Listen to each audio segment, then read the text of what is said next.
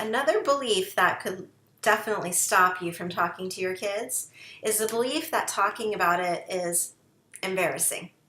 Maybe you feel embarrassed, or maybe you're fearful that your child might feel embarrassed. And because of those, you think it's better just to not talk about it. We'll just let things happen. I don't want to draw too much attention to the subject because I don't want to embarrass myself or my kid. Now, if this sounds familiar, keep watching, because really we want to talk about how to get past that. It doesn't have to be embarrassing. Maybe you had that experience yourself growing up.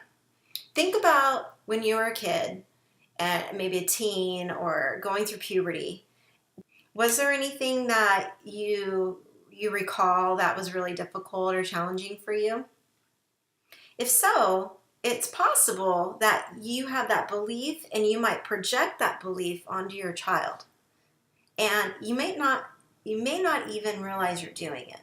And that's what you want to make sure you understand it, identify it, acknowledge that maybe there is a little embarrassment because you didn't have a lot of conversations with your parents growing up. So of course there's some embarrassment. It's normal. It's normal. If you haven't had the practice of talking about this, oftentimes we get red. It makes us blush, or it makes us feel a little uncomfortable, especially when it comes to talking about it with our children.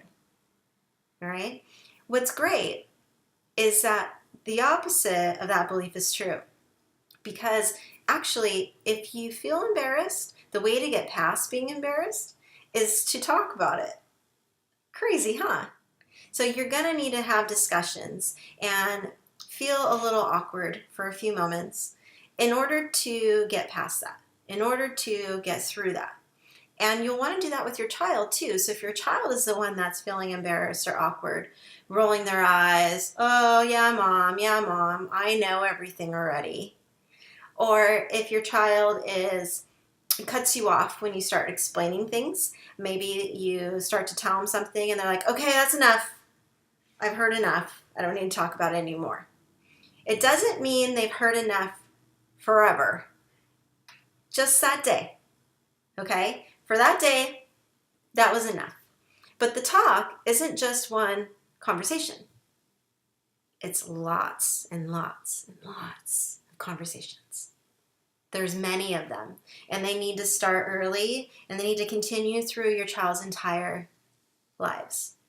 The amazing gift in that is that a lot of things become a whole lot easier to talk about.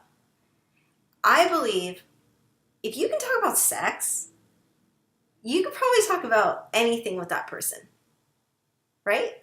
It's probably one of the most uncomfortable subjects. And once you do it and you talk about it and you've had that experience, you feel closer to someone.